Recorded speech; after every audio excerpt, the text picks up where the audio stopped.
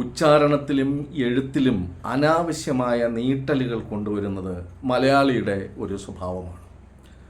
ലോകത്തെ സംബന്ധിക്കുന്നത് എന്നതിന് ലൗകികം എന്ന് മതി. ധർമ്മത്തെ സംബന്ധിക്കുന്നത് ധാർമ്മികമാണ്. പക്ഷെ പലപ്പോഴും എഴുതുമ്പോൾ അത് ലൗകികം ധാർമ്മികം എന്നായി പോകാറുണ്ട്. ചിലപ്പോൾ സംസാരിക്കുമ്പോഴും ഇങ്ങനെയുള്ള അനേകം വാക്കുകൾ മലയാളത്തിൽ ഉണ്ട്. ദൈവീകം, ആധ്യാത്മികം, ലൈംഗികം, ഭൗതികം, ഭാഗികം എന്നൊക്കെ ഇവിടെയൊക്കെ ആ ഇകാരത്തിൻ്റെ ദീർഘം, ഇകാരത്തിൻ്റെ നീട്ടി ഉച്ചരിക്കൽ അനാവശ്യമായിട്ടുള്ളതാണ്.